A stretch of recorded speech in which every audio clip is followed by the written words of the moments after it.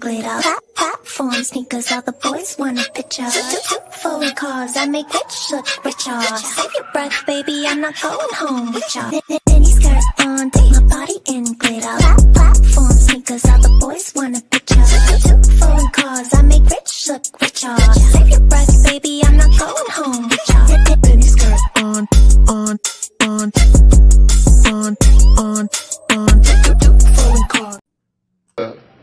The hoes are laughing? Yep. So the audience are a bunch of hoes. Yep.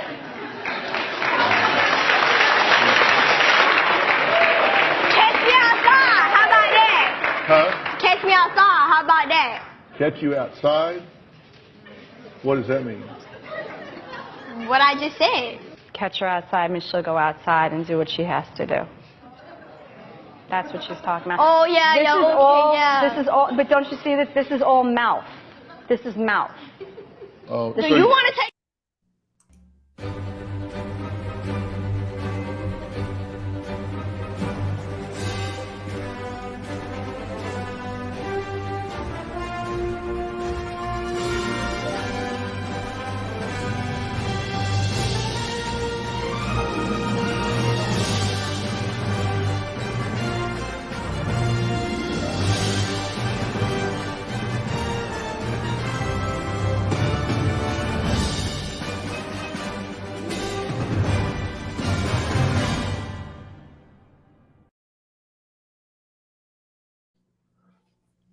There you go, Jasmine. What do you think? Catch you outside or what? How about that? I don't really. I mean, I don't know I don't exactly know what she thinks she's gonna do to anybody. Even if somebody did catch her outside, like. Oh, she got her butt beat. I was about to say, I'm not seeing her beat nobody's ass. Like, No, so. she got her butt beat. They Yeah. pulled her out of her car window by her hair. I was about to say, unless she's talking about like giving some dude a blowjob or something.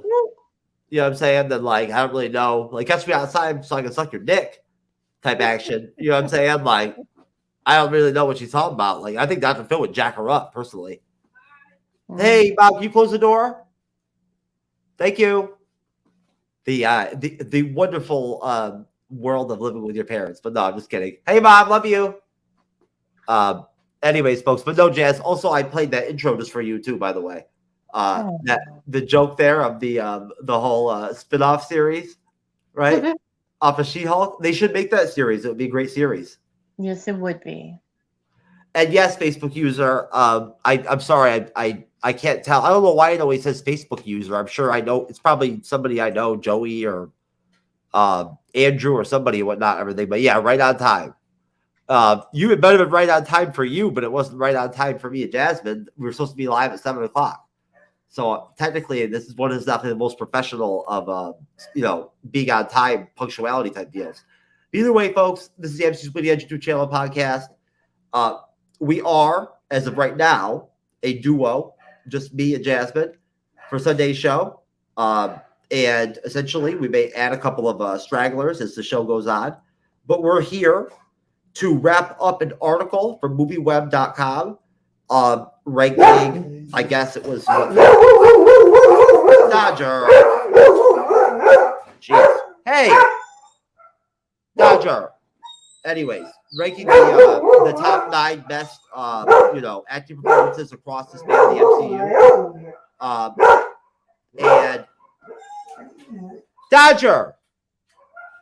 And anyways, either way, before we start off, I just want to really quick just say thank you to Jasmine for being here to do the show with me. Thank you very much, Jasmine. I'm very happy to be here. Appreciate you. Thank you to all of you that support the MCU'S Bleeding Edge. Please subscribe, ring the bell. I care more about the ringing the bell than anything. I really do, to tell you the truth. Because if you just ring the bell and you're notified of when we go live, eventually you'll just end up subscribing anyway. But I'd love to see that subscribing, block of our actual watch hours and watch time improve. That's one analytic I do care about, and I'm not happy with where that's at. It's nice that we kill it with women and whatnot, everything and all that shit and whatnot, but I like to see the actual subscribers themselves like outweighing the people watching our shows more than random people. Either way, before we start off, I figured we do something different instead of, well, not different, but instead of just going right into the article and the meat of the show, I thought we'd just go ahead and kind of like rehash or recap. I haven't watched the Marvels teaser with Jasmine yet. So, Jasmine, you still have to get together with me and show me how to make that template or whatever that you made for your reaction videos on StreamYard. I don't know how to do that. I've tried. I've been playing with it and everything. I cannot figure out how to make that shit happen like you did. I will definitely teach you how to do it. Okay, because what I've got ain't so good. So I'm just letting you know right now. It ain't so hot. I'm trying, but like you've played with this already. The way they have that whole thing set up here on StreamYard, which hey, hats up to StreamYard. Thank you, StreamYard, for giving us these tools and not asking us to pay more money or anything like that and whatnot. That's very appreciative to me. I think it's very nice of you. But at the same time, though, it is kind of weird, isn't it, Jazz? How the boxes work when you stretch them out. Yes, it is. It was very interesting working at how to do that without ruining the quality of the video you're trying to react to. Yes, and it's not like when you go to make a thumbnail, right, or something like that, where you can stretch something, an image or whatever or whatnot. You know, Yeah. yeah, it's not like that. On No. here, the way they have it set up, when you stretch it, it actually shrinks your image. It makes it when you stretch it out, it looks like the image is small until you actually save it. Oh, is that what happens? Mm-hmm. Okay, folks, I'm sorry if you have no idea what we're talking about right now, but it's just a technical thing in the background. StreamYard added some new features and whatnot, which they've been actually advertising the hell out of it lately. They have. I don't know anything about what are they calling these new MP4 files they have now? I don't know, not perfect, but supposedly they have these new MP4 files you can download at the end of your shows or your videos that are supposed to be only your recorded videos, right, Jazz? Yeah. That are supposed to automatically edit for you your audio and your video to where it's tight. Yeah. So I haven't had a chance to actually see what it can do yet in terms of like, being able to tell the difference, but I'll look into it. But I also wanted to check out the Secret Invasion trailer too, as well, the second one, because we do have Secret Invasion coming up in I guess 2 months, Jazz? Yeah, June 15th or June 17th, I think, is the first episode. Mm-hmm. So that will be back to the main Wednesday show, which Jazz, you weren't with us back then, but Wednesdays used to be when we used to always review Disney Plus shows, right? The Marvel ones, because they dropped Wednesday morning, right? Yeah. It was only because of She-Hulk that we had to switch it over to Fridays. But for Secret Invasion, folks, we'll be right back. We'll be doing all of our reviews through Secret Invasion all the way through the Wednesdays. And then we might get Loki season 2, and that could be it, I think, for this year, which is fine with me. Maybe they'll throw a TV special at us or two. That wouldn't bother me either. They seem to have worked out pretty well last year. That would be wonderful. Yes. I can tell you right now with this ranking thing, I don't know about you, Jazz, if you looked through it or not, but I just looked all the way through it. And who they picked as their number one, I'm going to be very disputable with. I can tell you right now. I kind of agreed. I mean, number one, his portrayal of the character was accurate, but it did have some issues. So it shouldn't be number one, but it shouldn't be below 5. No, not only that, but isn't he a little bit too new to the MCU too? You know what I'm saying? And whatnot and everything. To his acting chops as a character in his immediate appearance, and in that immediate appearance, he was a scene stealer. So I can agree with him on that. I just didn't realize until just now that they literally didn't even really have any of the original 6 Avengers in that thing at all. Really? I agree, but I think they were referring to probably Phase 4. No, that was this. They're talking the whole. Well, let's wait till we get into it. Okay. Yeah, the whole MCU from Phase 1 through Phase 4. Yeah, I mean, I agree with some of them. Me too. Let's wait till we get into it. Mm-hmm. All right, let's do the Secret Invasion trailer because it's really good. I'm really looking forward to this Disney Plus series. I really am.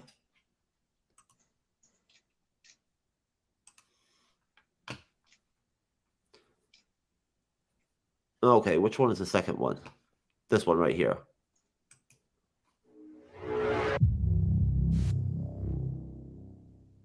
Fury.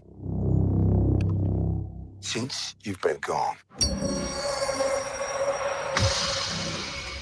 things have gotten much worse.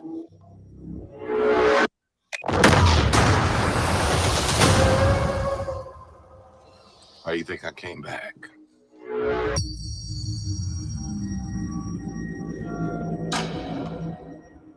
You're in no shape for this fight that lies before us, old friend.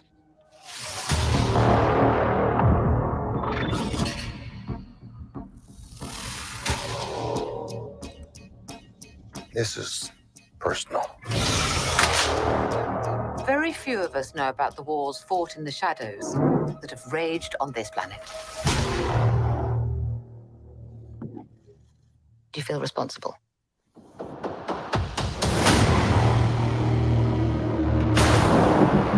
Where are the Avengers? This war is one I have to fight. Alone.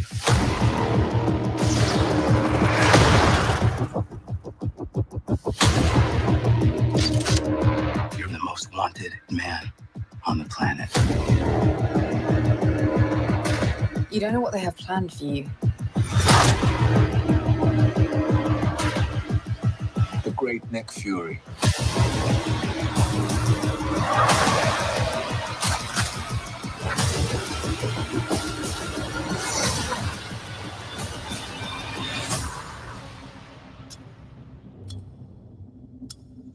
One last fight.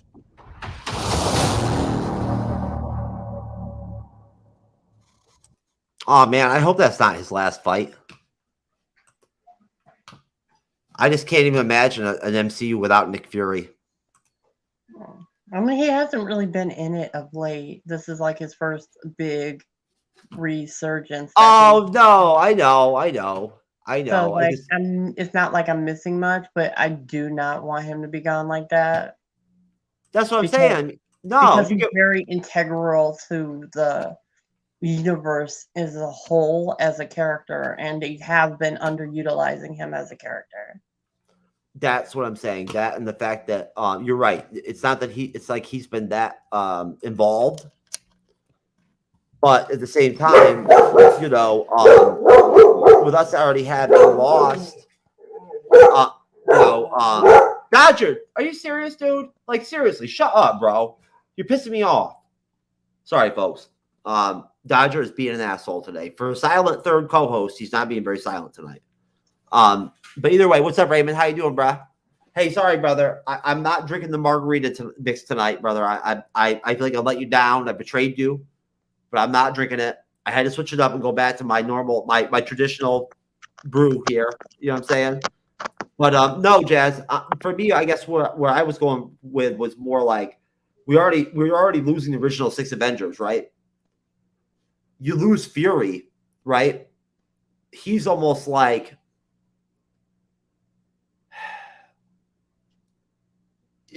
that. Yeah. I feel like the way that they're going about everything is they shouldn't have killed people off. They should have had them retire for a short period of time so that they could come back after. I mean, like, I get it. They were playing the roles for like 10 years, but they are key points to the universe as a whole. So it's just kind of like they like kind of wiped away what we came to love in the first 10 years of the MCU at this point. I don't think I've heard anything about Iron Man out, since his departure, Well, that's not true. I know you see the same videos I do on YouTube all the time. No. I mean, within the MCU as a whole. Oh, okay. Like, the only person that has done anything regarding Tony was Spider-Man. Yes. That was the only particular character that had an overall arc regarding mentioning anything about Tony with their third installment. No, I get. I mean, get where in you're coming She-Hulk, from. we did have a little moment when they were drunk, talking about how the island is kind of the hangout spot for Tony and the Hulk. But you know, they were like one-off lines, as opposed to feeling like he was a key point to the universe as a whole. So, returning to the list that we have, I do feel like Tony should be in there, because Iron Man, there wouldn't be a universe without him. No, most definitely, you're right about that. There wouldn't be. And Raymond, I'm sorry, man. I somehow always manage to butcher your name. I think I have probably spelled your name like 7 different times at this point. But it's actually spelled Raymond, like this. There you go. Oh, and by the way, Raymond, your link for the show is on Facebook Messenger right now, brother. So if you'd actually like to participate rather than be in the comment section, my friend, you can feel free to come on with me and Jasmine and have us and break down this article that we're about to do with this ranking of the top 9 best MCU performances acting wise in the MCU or whatnot. But it's on you, of course, brother. We appreciate you in the comment section either way. And I know you must really appreciate me for misspelling your name regularly. That's always nice, isn't it, Jasmine? It's always fabulous when people do that, right? Sorry about that, brother. That is Booze and Chill, folks. My man Raymond. Jazz, I don't think you ever had a chance to meet Raymond yet, but you will. He'll matriculate his way onto the show at some point here soon. Just like hopefully we'll be able to get Jocelyn's freaking extremely sexual ass on here and whatnot for we got to get her on for something secret, like perfect for her, where she can really let loose. You know what I'm saying? She doesn't let loose enough in the comment section, right? You know what I'm saying? She's something else. But anyways, no, but that Secret Invasion trailer is really good. And hey, you know what? If I guess this is going to be kind of like his last fight or whatnot, this is how they're going to go about it. And then whatever role they're going to have for him in the Marvels, then hopefully it'll be a good send off to him, right? Hopefully, they'll pay him, they'll pay his character and him as an actor with the due respect. Yeah, because I mean, if they do decide to take, Samuel off, at least with variants, we can at least have a version of Nick Fury in there. Since we're told, kind of getting a reboot universe at this point, it seems like. I don't see that one happening though, because as well as I do that. Secret Wars, it could work, Yeah, kind of, but he's not really coming in. He's not really a combatant in Secret Wars, though, is he? Really? He can be. I mean, it is his, shield. Yeah. We'll see. No, you never know. You're right. I mean, you don't know. So you never know what could happen with that very thing. Which they're not totally loyal to the source material anyway. That bothers. I won't lie to you, Jasmine. If you can't tell, it bothers me the whole variance thing that they can just do whatever. It does kind of bother me a little bit. It scares me a little bit. It helps because it does mean that I will get to see actors that didn't get much for their versions of said characters, and them being able to come back is kind of nice, even if it's just for one film or so. But I can completely understand variants being a little different, but it is something different though, because there's so many. Yeah, but you and I talk about this character, and it'd be nice to see them on screen. But we talk about this privately. It can be handled the right way and the wrong way.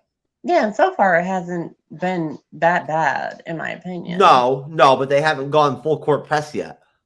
Yeah, right? Well, yeah, we're in the multiverse saga, so this is kind of the place to do it.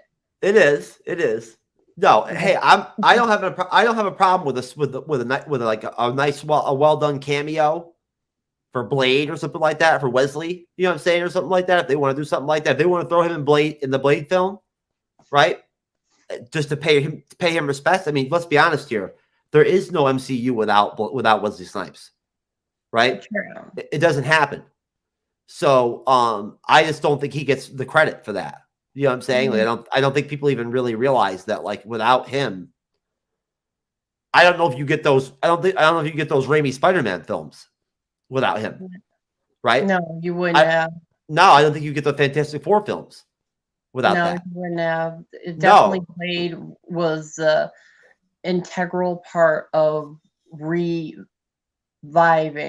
the Marvel brand when it came to film, because of the fact that it was so dedicated to keeping it in its own tight circle where it was just him, vampires, and I swear that Ryan Reynolds' character should have been Deadpool. Like it basically was. The X-Men films they would have done no matter what.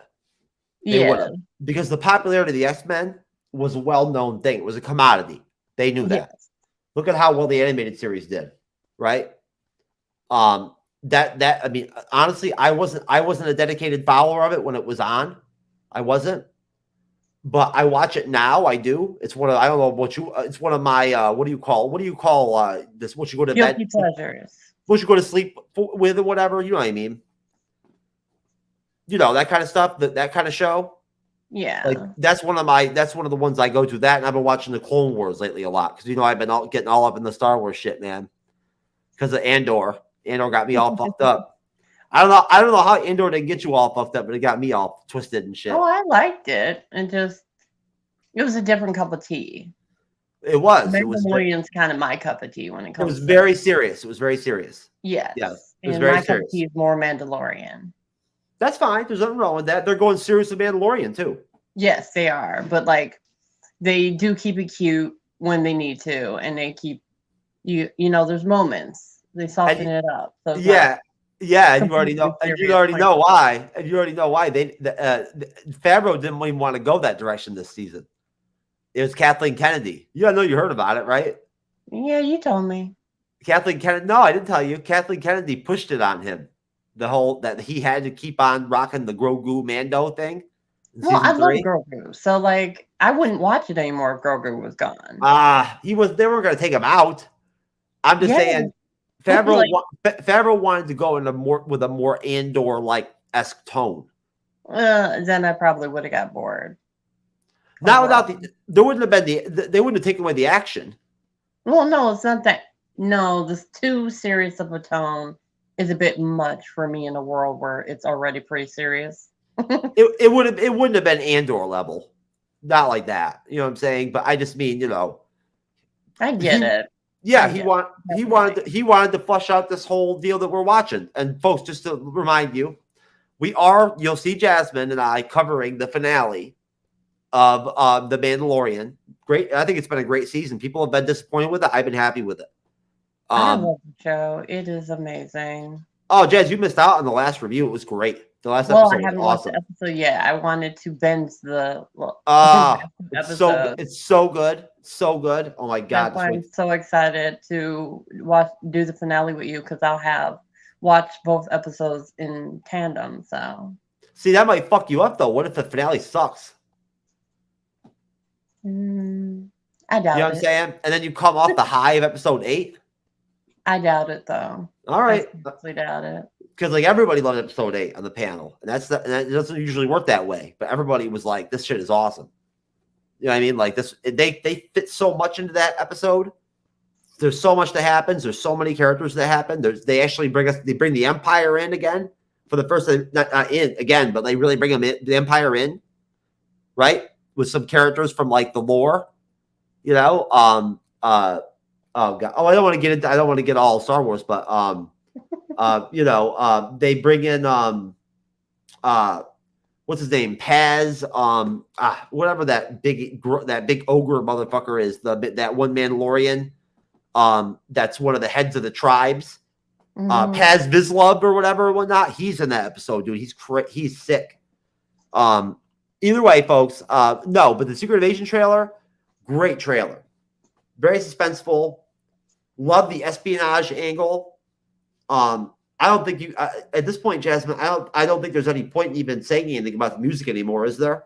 It's always fucking great. So, yeah, you know, there's no point in applauding it. They seem to have nailed trailer music. Yeah, Marvel Studios, they get it. They got it.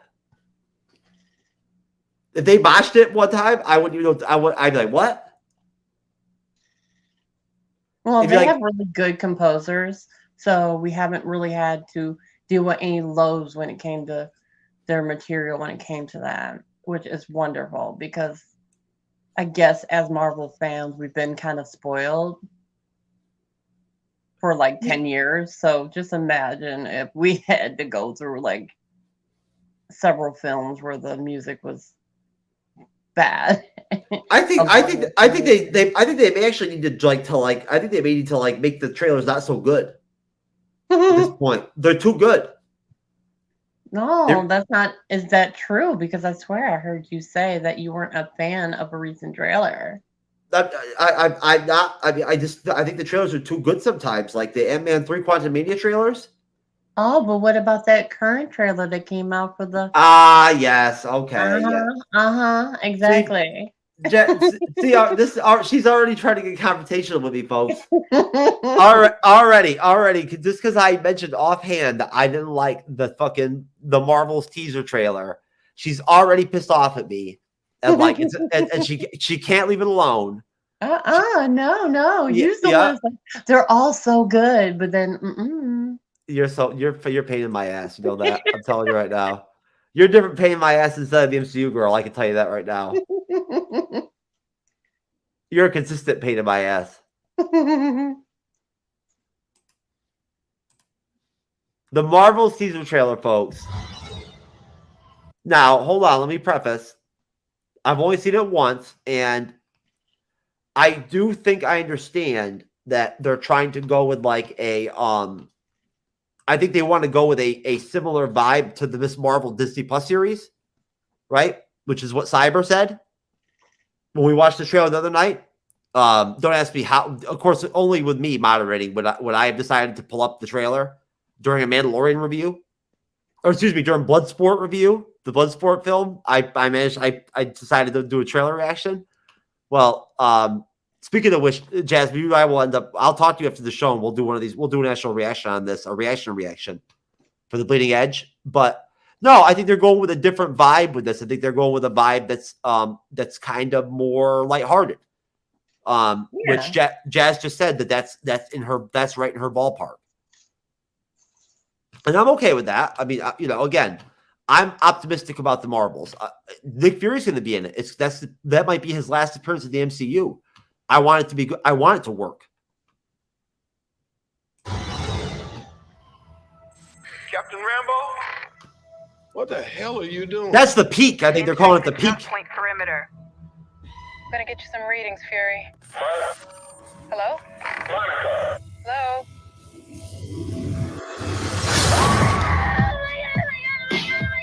Captain Rambo?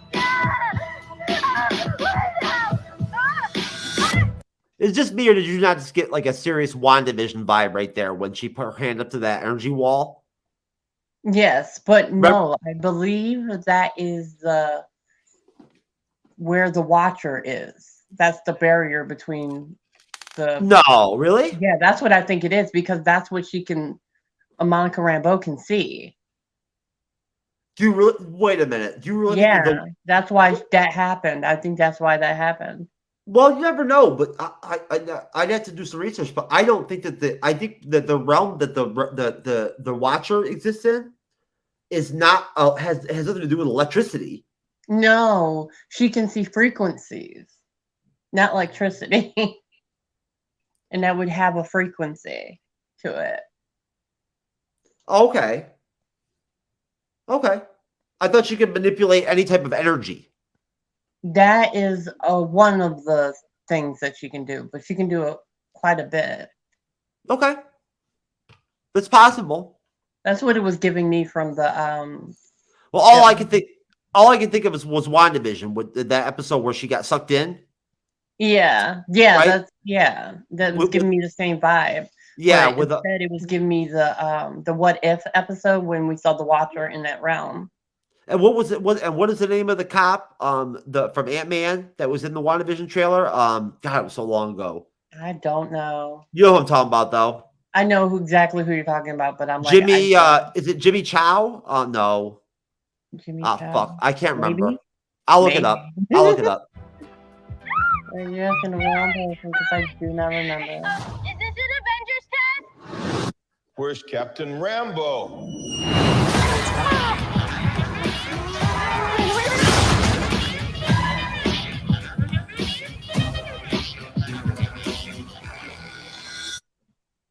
What the?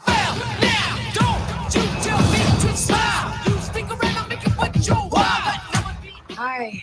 We're looking for Kamala Khan. Okay, so our powers are entangled. I can manipulate light energy, and you... I could totally show you. No, I'm not again. Hi. Where's our daughter? Wherever you were.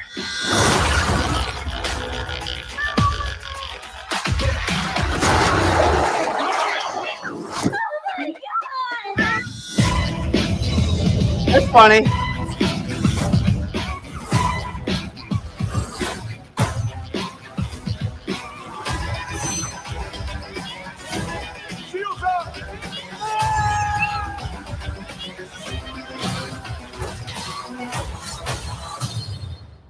We're a team. No, we're not a team. We're not a team.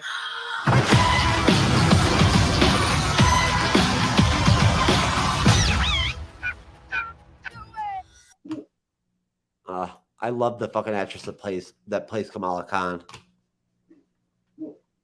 I do too. I think she does an amazing job, and she fits the overall tone of the character. As someone who's currently reading her comic book runs, I love her as an actress. She's doing such a good job, and it's really nice of Marvel to pick lesser known actors to play big roles. Well, yes, Miss Marvel. Sure, of course, because she had absolutely no acting experience whatsoever. Yeah, to the point that they cast her. And No, go ahead. a good job. No, she did a great job. No, she did an excellent job, and you already know, right? You know that the Miss Marvel Disney Plus series was my favorite of everything that came out last year. You know what I'm saying? Like that was my number one. Did you know that? Yes. It was my number one. That's why I got the damn poster right there. That's right, folks. Even though, unfortunately, I'm gonna shift it. I'm gonna rotate posters, Jazz, because some of my stuff's getting a little bit played out. And like how for one of them has been on here for so long, it's actually got a dead lizard on it that's like crusted to it. I can see it right now. Yeah, isn't that great? Down here in Florida, folks, that's part of the Florida life. That's part of the Florida experience. It's having lizards come in and just get on a poster and stick to it and like die. So definitely a turn on. But no, my Miss Marvel poster is dope, but the way my lights are set up, you can't even see her. You can't even see her sitting on top of the light pole. And it's like the best shot in the whole series. And in the comic books, right? Mm-hmm. I love that shot. I think it's absolutely wonderful. But no, basically, her name, of course, is Iman Vellani.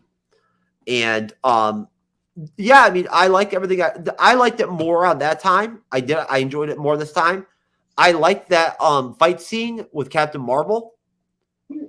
I'm not sure who she was fighting right there. Was that her fighting Monica Rambeau and Miss Marvel? No, that was actually the lady that we meet earlier with the blondish hair with the braids on the side with the hammer. And that was Miss Marvel transforming into Monica. Okay. And then Miss Marvel jumps down from the other side while Captain Marvel shows up. Oh, so during the fight, they actually change. Yeah, because that's right. Every time they use their powers. See, do you really like that premise? I like it. It will make for some interesting fight scenes, in my opinion. Yeah. And it'll be funny at first, but do you think it'll hold out? I don't think they're going to keep doing it like repeatedly. I think that, they're going to learn how to manage it and figure out what's going on and how that happened. I think that's probably the opening premise of it all. And I noticed that what's going on is they're going to be fighting the Kree. So yes, if that's what's going on, they might end up meeting, some scrolls or something the way or something. It'd be interesting. I'm very, very positive for this series. I think they're gonna do it only an makes sense. amazing job. No, it only makes sense that the Kree they keep the Kree around, and that Kree would be a part of the Captain Marvel universe, because she would be. I would have to imagine, and I don't know this for a fact, but I would have to imagine that she'd be being hunted by the Kree after what happened in the Captain Marvel film. Yeah, because they would blame her for the death of the their leader, the blah blah blah blah. Oh my god, why am I tripping on this? The something intelligence. God, folks, brain fog. Hate it. Not the supreme intelligence. No, it's not the supreme. I would tell you if I knew. I can't remember. It's been a long time since I watched it. Is it the damn supreme intelligence? No. It's probably close enough to it. It is that people will understand where your mind's at. It is. Let's see. The supreme intelligence. Yeah, exactly what it is. Jeez, why am I tripping on that?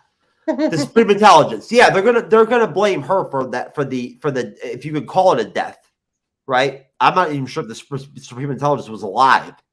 Well, originally, before they cut it, there's a character that is the supreme intelligence, but they kind of dropped that idea. Well, the comics actually bringing in the bigger character that would have, like, when she went in to talk to it, she would have actually dropped the veil of what was going on in there that was giving her those illusions, and seeing the actual, like, dude in, like, these Vector tank looking things. Yeah, no, because the supreme intelligence in the comics, I think, is not an entity. It's like an actual. It's like it's like a almost like a bionic. It's not a robot, but it's like almost like it's, you know what? It's space technology. It's alien. It's alien shit. But it's the reason they call it the supreme intelligence, because it's not like a person. It's not a Kree person.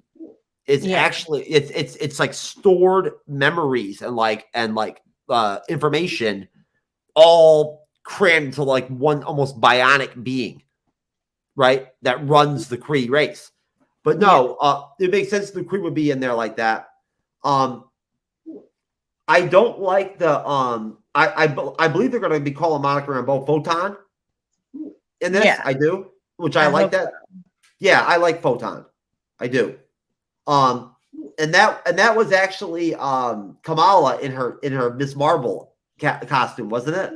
In the one scene when Nick Fury shows up. Marvel was actually in. I believe she's probably going to make an outfit out of nowhere. No, she had one. Well, I know they show her original one from the TV show, but I have a feeling it's probably going to get damaged while they're fighting, and she'll have to just make one off the bat. And that's why it kind of looks like a cosplayer's outfit. Okay, I was gonna say, I thought it looked better than the one from. Yeah, a lot of people are saying it looks good. Other people are saying it looks bad. I say if it's probably she makes it compared to her mother making it. Yeah, that makes sense.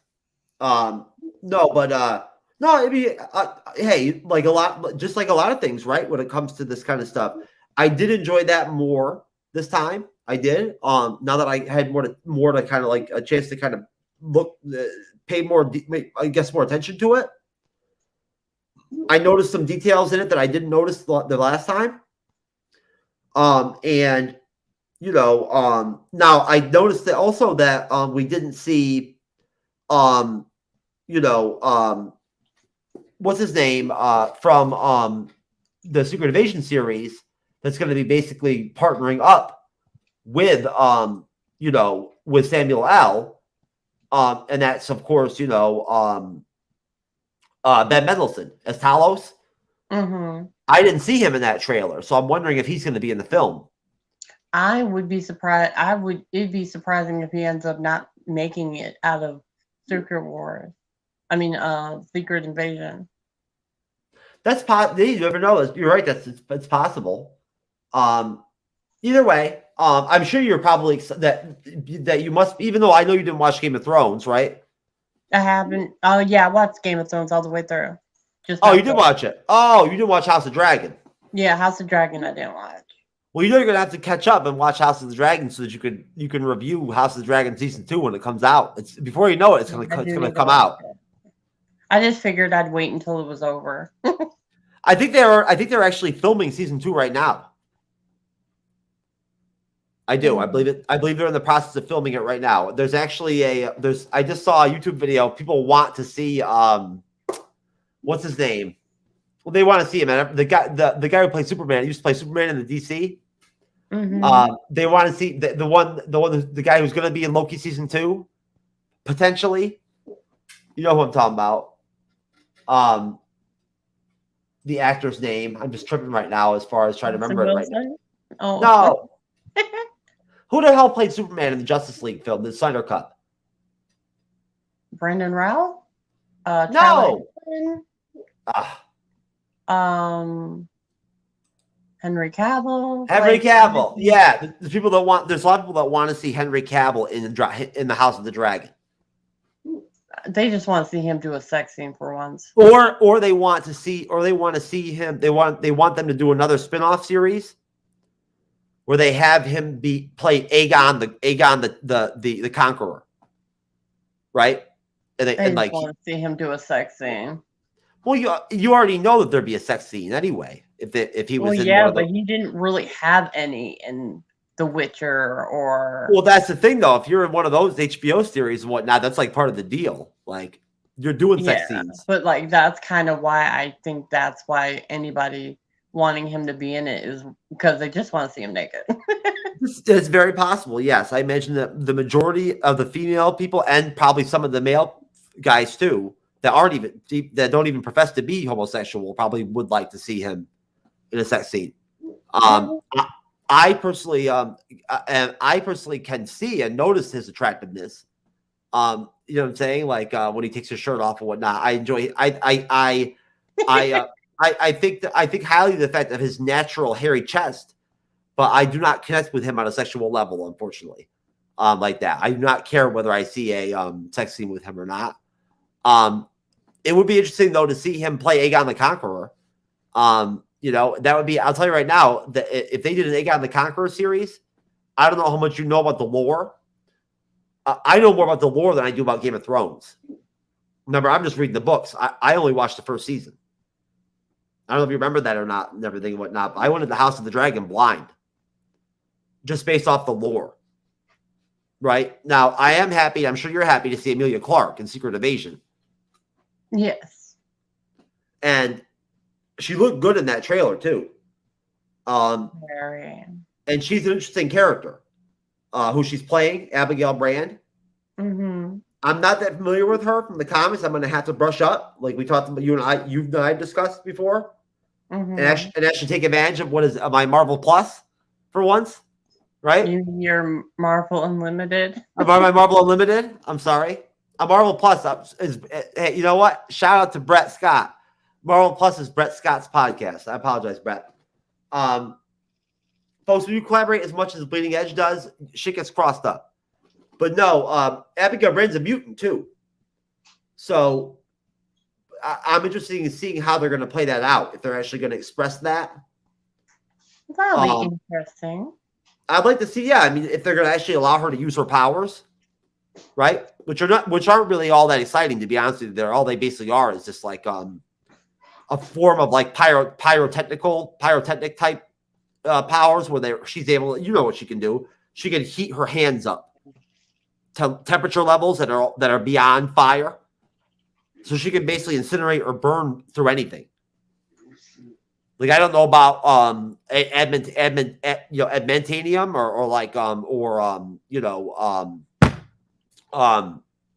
vibranium, but in general, she's able to raise temperatures through her hands and express them to where she can burn through anything. She just can't actually projectile shoot anything.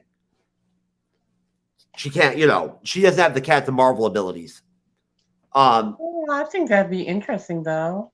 Yeah, it would be interesting to see what she can do. Oh no, it's a good power. There's nothing wrong with it. I mean, from a standpoint of her hand-to-hand combat, because she's known, from what I understand of the character, she's actually very skilled as a hand-to-hand combat.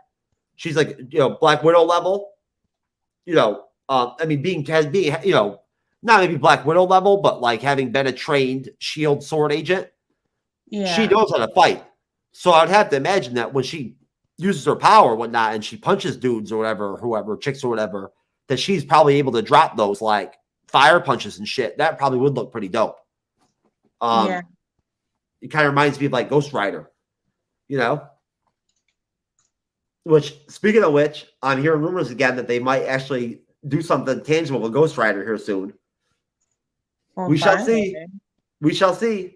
I just saw a video today from hats off to the Cosmic Wonder, baby. What's up, Warren?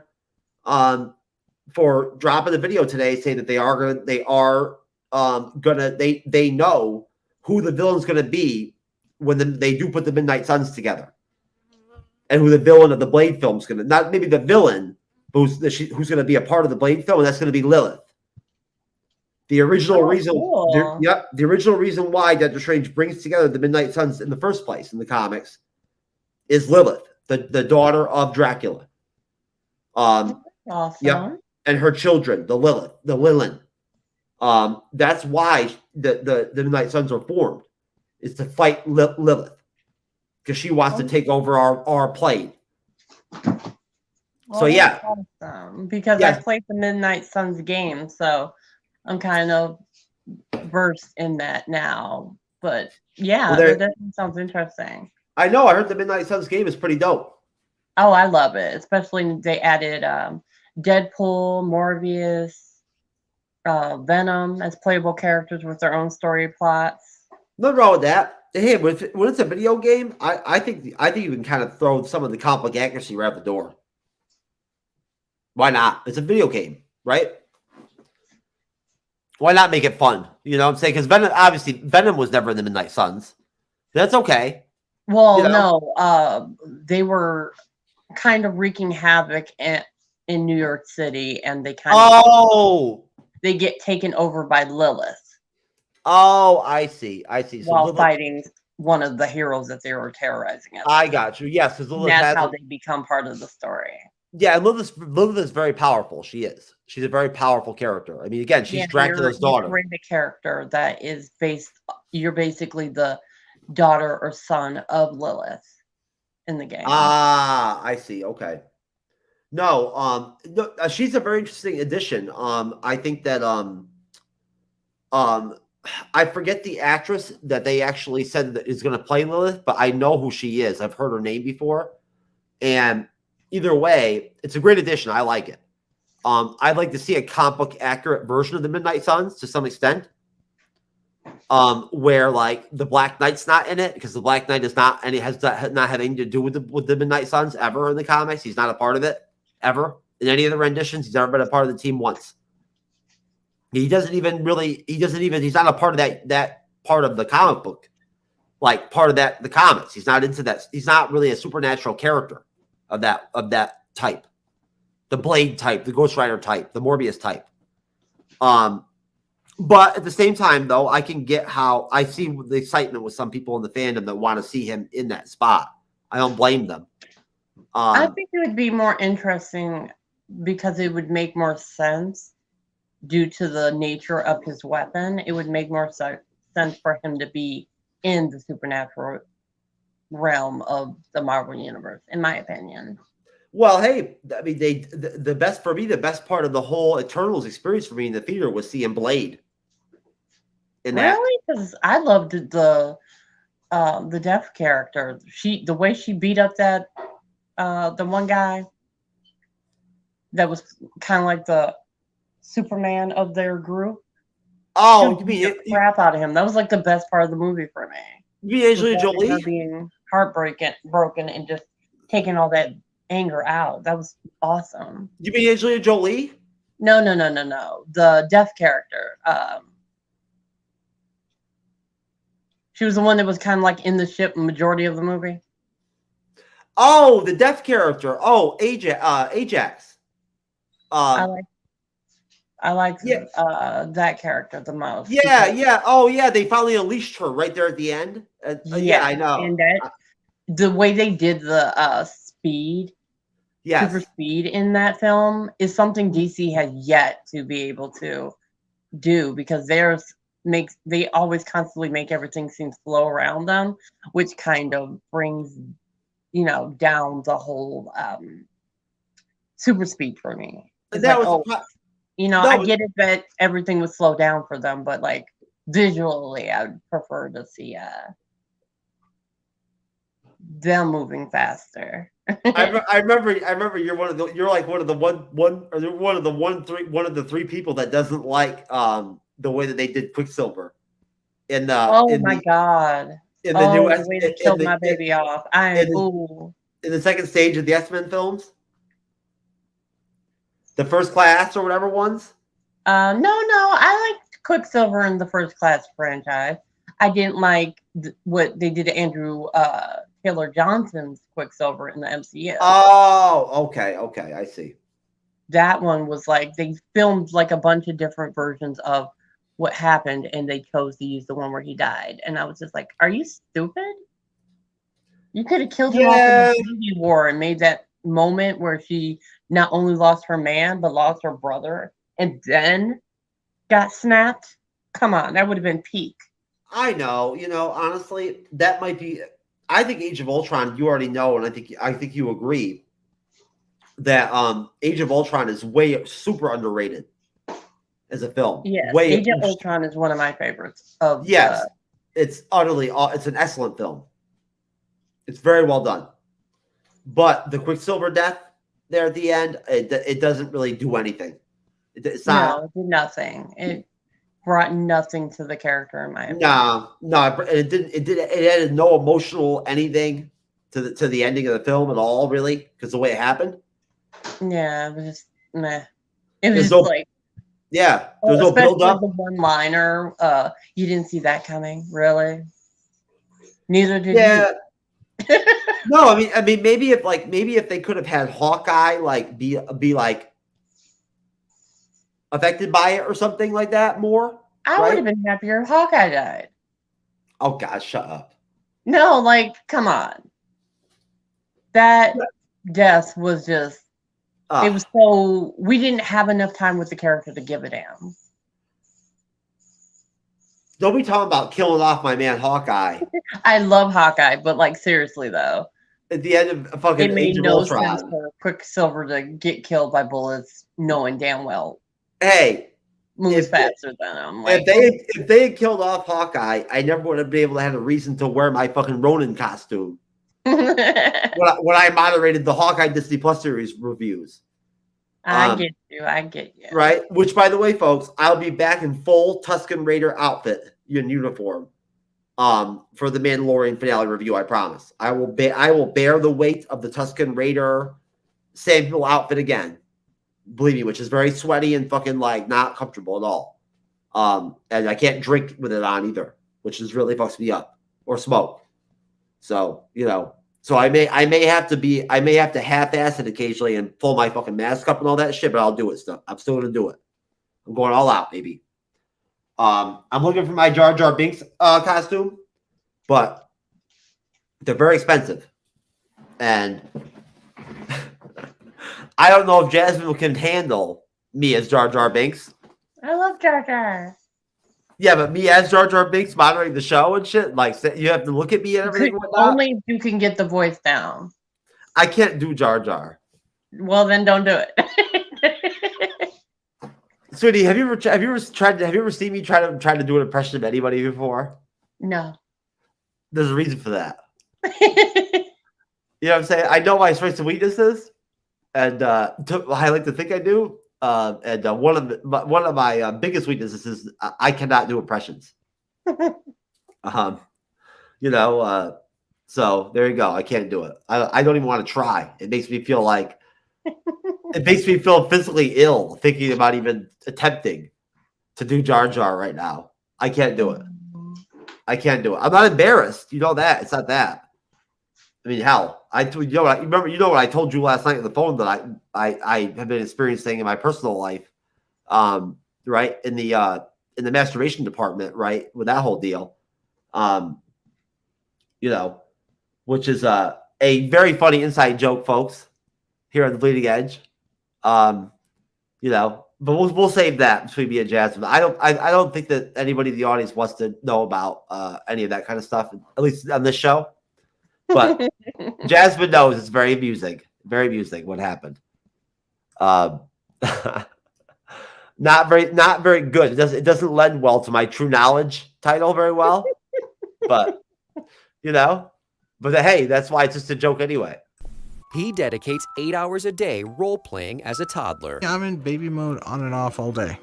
And Jess's daddy is caring for her. I'm 20, but not really because I'm 5. Adopted mommy and daddy who are totally comfortable with me being a little girl. I identify as an 8-year-old girl called Denise. Therefore, I am an 8-year-old girl. That's right, Jasmine. Oh, my. I'm an 8-year-old girl.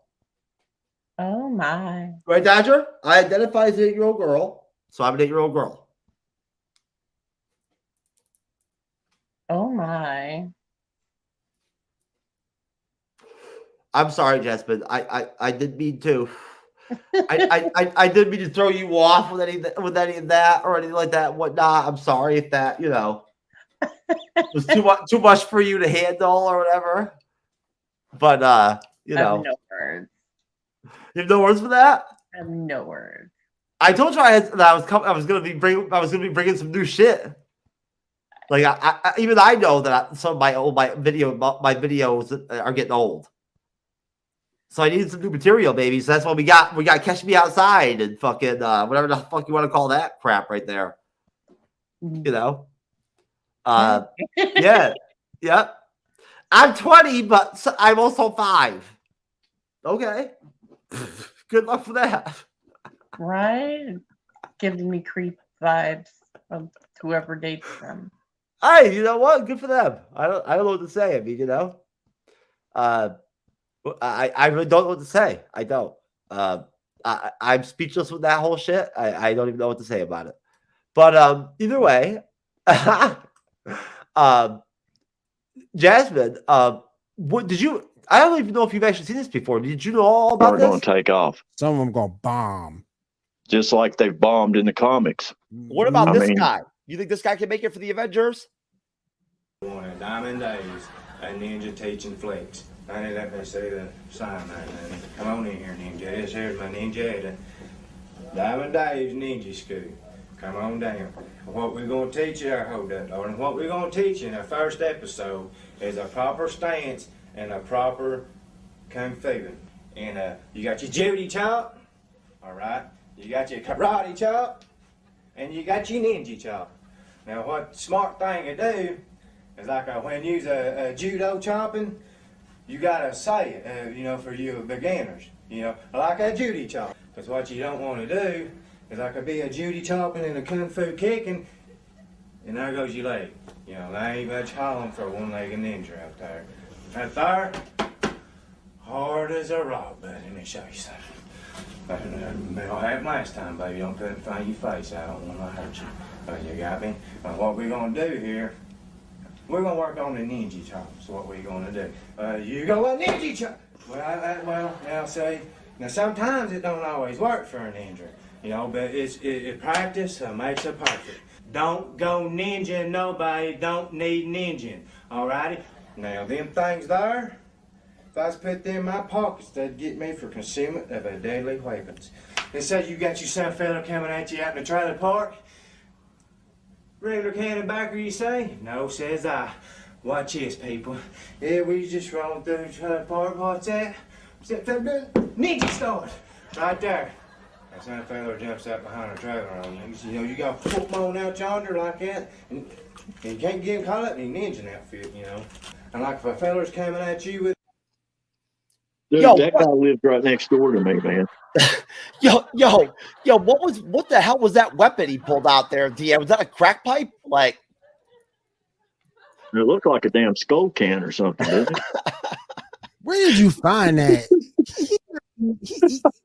Listen, hey, that guy that he said that in, that is his interview tape for the Special Olympics Avengers. That dude don't stand a prayer.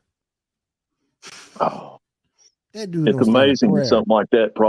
That dude's probably popular as hell from that video. Dude, that guy could beat Kate Bishop's ass. Alpha Flight will whoop his ass. Puck will whoop his ass. Jasmine. Yeah.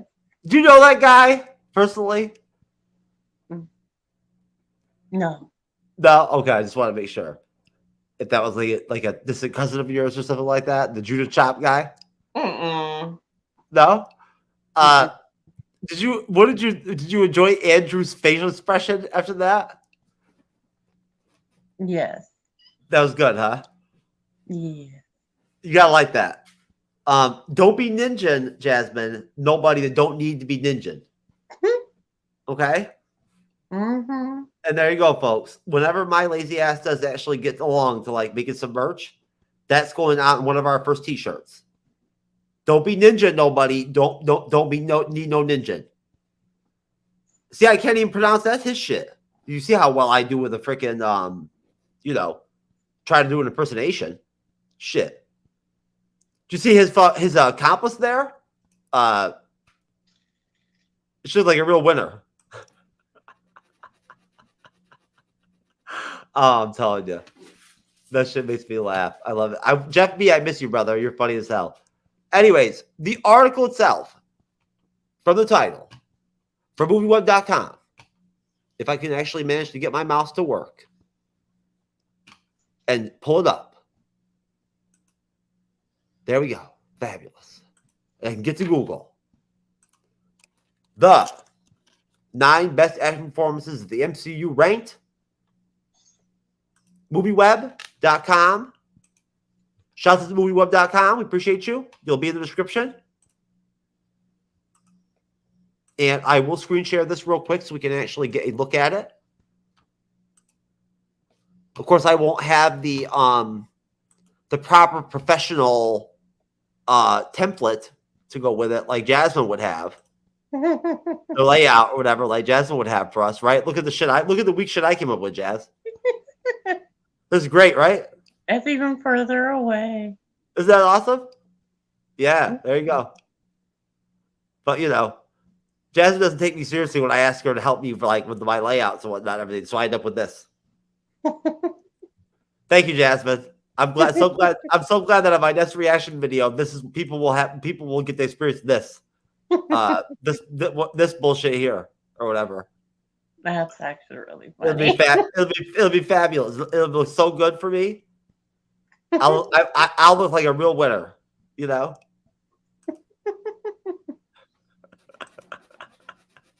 the fuck is going on here, man? Streamer's fucking me up. Anyways. All right, so here we go. Now, we already started this last Sunday with John and Sally, but just be a Jazz. We're going to jam through the first couple of rankings. Well, I think we got down to 7 last week. Now, at number 10, James Spader, Ultron, Jazz. I'm just going to tell you, all I'm going to say on my end is that I think that he should be up higher in the list, personally. But I'm glad he's on it. I agree that he should be on it, but I also think that due to the amount of time that he was on as a character, I think his placement is pretty decent. Well, I like to see a villain. I like to see the villains in here too, right? Not just the heroes. Yeah. That's important, I think. And I think Spader did a great job. And I don't know about you, but I do believe they will bring Ultron back. Hopefully, because it's been a long time, and Ultron doesn't just die in the comics. Keeps coming back. I feel like it was a very wasteful moment. They really need to stop bringing in characters just to kill them off right away. No, you know what? And we didn't even see him die. Well, we did see the blinding light of Vision annihilating the body they locked him in. So we did, but like you said, very much he's dead. But but like, he could have transferred to another robot. remember, that's what Vision was doing, was making sure he couldn't. Yes, so that that's right. whatever vessel he was in, he couldn't escape from. But you know how it is with the comics and with MCU; they can figure out how to make it work. I hope they bring him back, but I also just wish they wouldn't have killed off Quicksilver. Like, that was a I waste know, of a I know. character. But either way, though, it actually kind of surprises me sometimes that I see so many videos on YouTube about bringing back this person, that person, but nobody ever mentions Ultron. Like, you never hear any rumors of them bringing back Ultron. Like, Well, I think a lot of people think that Ultron's still alive. I think that's probably the biggest thing, is they don't initially think Ultron's dead. And we were kind of hoping, especially with seeing the Ultron bots in Multiverse of Madness, we were hoping that Ultron was going to be there, you know? I thought Ultron was probably he was the best part of the What If season 1. Yes, that Ultron finally getting the vessel that he worked so hard to try to craft, and would have been really interesting. So Yes. I'm glad we went that route with it. Yeah, the ultimate Ultron version. Yep. Similar to the comic book version, just without except he never went all out and actually got the gauntlet and all that shit, right? Yeah. But no, and hats off to Ollie Deitch, because although Ollie, we don't agree possibly with some of these picks, I do think he did a pretty good job here. Michael B. Jordan, Eric Killmonger, I think has been an underrated MCU villain from jump. Yeah, another one that got killed off. Yeah, and I don't like how they cameoed him in Wakanda Forever either. Oh, I love that, because it made sense for her going through grief, and the only thing she was living off of was anger at that moment, and who lived off of their anger for a long period of time and would have understood her would have been him. And it also proved that he was with the ancestors as well. So I think they did a good job with that.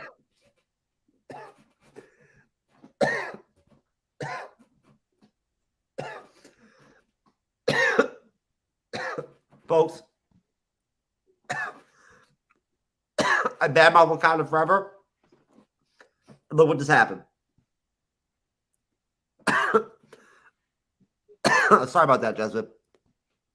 Holy crap. There was a big bubble of oil or wax or whatever, whatnot, right at the end of my vape. And it cleared through, and I just got this massive hit. Holy shit. Sorry about that, folks. That really deeply affected me. It was almost as impactful as Quicksilver's death in Age of Ultron. But no, you're right. I got to give you credit for that, Jasmine. It did make logical sense the way they did it. Yeah, it did make sense that he would not see Chadwick, that she would not see T'Challa. Yes. Yeah, because that's not who she was trying to see, and it wasn't the only person that she did see. You see in another flashback that she does eventually wander off and see her mother. Oh, okay. I didn't know if I didn't know if there was maybe then there was also the one where she actually had another moment where she met the Power Rangers. Right? Sure. Anyways, but now this is where I really don't think I agree with this at all, Jazz. Number 8, Robert Downey Jr. as Tony Stark, Iron Man. I don't think it should be higher for sure. Shouldn't he just automatically be number 1? No. I do not agree that he would be number 1. Top 3, yes. But number 1, no. Okay. When I do that, that means I'm pissed off. No, I'm just joking. See now, why did they even make this? Must have been during one of my cracked out moments. Because how does this work? Or do anybody any good here? There you go, folks. True knowledge, Jasmine. That is my best right there. That is some serious creative ability right there, right? Hey, you know what though? Give me props though. The Marvel Studios thing is right on top of us, though. Yeah. That's cool. That's cool, right? Yeah. See, Yeah, you're that's doing cool. what I normally do. Yeah, you know what? Like even when I was on crack, that's what I came up with. Well, that's basically the same thing I did.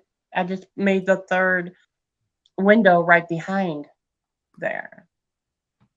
This is what I ended up. This is the best I've been able to come up with. Is this if I have another person on here, 3 people, right? I can fill the third window with like that you know what I'm talking about, that window, or whatever you want to call it, or shot, or whatever it is in the layout, and it'll fill in that spot. But like, this is why you need to help me again. Look, folks, do you see how desperate I am? I mean, this is like, I might have to be in the Special Olympics after this. Like, I might have to be in the Special Olympics Avengers. It's possible. But back to the article. I don't know. So now you feel that like it's not an automatic that RDJ should be number 1? Yeah, no, because there are a lot of really good talent that came in after his reign, especially like he is and always will be Iron Man. But there are some really good talent that have emerged since then, and I do think that it would not be truthful to say he was number 1, but it would be a lie to say he's not in the top 3, though. But if someone had it as number 1, you wouldn't dispute it, or like, I would understand it for sure, in my opinion, though. That's what I'm saying. You wouldn't like feel the need to stand out and be like, oh, you know what I'm saying? Like, I don't think this is a good decision. You know what I mean? I'd be like, hey, good choice. You That's know? what I'm saying. I'm not trying to make a point. I'm just saying that like, anyone in the fandom that pays attention and has watched all the films and whatnot, everything knows his position in the MCU, right? Mhm. And what he means to everybody in the fandom. Mhm. Like, I feel like there's nothing wrong with being nostalgic with the MCU. Like, I don't think there should ever be a point where we can't look back, right, at our experiences as fans up until Endgame and Spider-Man 2, right, and everything before Phase 4. Why we can't look back at that, feel however we feel about Phase 4 and the whole MCU in general, but remember what that was like to have that experience as a fan, right? Mm-hmm. It wasn't. There you go. For me, I feel like if you're going to do a ranking like this, right? Don't you kind of, in a way, have to take into consideration the impact of the fact that no one had ever done this big of a franchise before in the movie industry. You know that, right? It's never happened. No one had ever done an extended Universal kind of deal like they did, where you've had what? You had like what? From Phase 1 through Phase 3, 23, 21 extended films that all connected in some way. Yeah. It was more connective than the X-Men franchise for sure. Yes. No, they did something that no one's ever done before. And within the continuity, that's for sure. Yes. And at that point, don't you believe that to some extent you have to at least consider the dearth of his overall impact as the character over the whole extension of the full 11 years or whatever it was? Yeah, right? I think so. But like, I also can understand that his character can be not very impactful to certain people, and I can agree on some stances. But yeah, he was very, very much what made the MCU the MCU. Yeah, could you imagine the MCU? Could you imagine it without him? No, but now we're in there, so technically, yes. I know, but you just told. But there you go, folks. I got it out of her. You admitted it, Jazz. You can't imagine. You can't imagine an MCU without him. So without him, we wouldn't have this. So no, there you go. You can't play both sides on this one, Jazz. I can try. No, you can't. You're too nice. You're too nice about some things. Anyways, no, Jazz was nice about everything. But no, and again, I'm not trying to, it's an article. This is just somebody's opinion. It's their art. It's that, they put this out here and whatnot. They gave us a reason to do the show and cover and whatnot and everything, which I'm appreciative to. Shout out to movieweb.com and everything and whatnot. Folks, check them out. And I'm not going to go through and deal with really purviews the summaries because they're pretty short and they're not all that interesting. But basically all he says right here is, RDJ's role as the genius billionaire, playboy, philanthropist, of course, which comes off, is the line from the first Avengers film, is nothing short of legendary. Ever since his debut in 28's Iron Man, fans instantly fell in love with his superhero portrayal. This made his sacrifice in 2019's Endgame that much more emotional. RDJ brought the perfect amount of charm, comic timing, and dimension to the role. And after spending more than 10 years with the character, we can't imagine anyone else playing the role. In short, Tony Stark was a role that RDJ was born to play. And Jasmine, just one last thing on this, and this is actually something I want to give a shout out to Renee on. Renee's pointed out to me before, whatnot. I never thought about it. The fact that, think about where RDJ was at in his actual acting career and in his life when he became Iron Man. Right? He almost had his own redemption story happen in the MCU. Yes. So that's powerful to me. It is. Hats off to Jon Favreau for being like, hey, this is who needs to play this character. But no, as I digress. This is another great pick. And now what is this? This is 3 villains in the first 4 picks, right? And then Chadwick. So I'll let you take this one, Jazz. I mean, honestly, I don't have any problem with where they want to put Loki in here. My only point with it would be that I think that he's underrated as the villain of the first Avengers film. But I do want to tell you that the article was kind of glitching there for a second. So if someone was watching, they might have seen it kind of going back and forth between RDJ and Loki, like it's doing right now. Is it glitching? Yeah, it's glitching. But really? Yes. But Loki, I believe, is in a good spot because Loki's character was legendary when Tom Hiddleston did, when he's been playing this character for so long. And his relevancy within the MCU as a whole is very impactful. But I do think that the Loki season romance was just not needed. Personally. Oh, because it's just him falling in love with himself is just stupid. I get it, he's a narcissist, but they should have made it a different character, either way, being himself, they should have had it actually be Enchantress instead of a Loki. Yeah, but that it was a wasted moment of bringing in a character very integral to Loki as a Marvel character. But you're not actually trying to say that you don't think that Sophia DiMartino didn't kill it as fucking Sylvie in that series. She did fine. That's not the issue. She could have killed it just as well as being Enchantress, and opposed to being a Loki that fell in love with herself. Well, wait a minute though, because I mean, honestly, they're he really didn't display any open they never even kissed or anything like that and whatnot. Well, there were moments, right? They kissed at the end of the. Did they? Yeah. Okay, well, either way though, everything was always just little glances. You know what I'm saying? Yeah, Whatnot. It still was icky because of the fact it's just him falling in love with himself. It wasn't needed. It's a variant of him. That doesn't make him his sister. No, that's not what I'm saying. What I'm saying is it's basically proving that he's a narcissist. Yeah. And that basically, we didn't need to know that. We knew that. So it was just kind of okay. anyway, you know. I didn't mind it. It didn't bother me. I guess probably with me, I just didn't pay attention to it as much as you did. You know what I mean? You know, just because overall, I thought the Loki series was just so well done.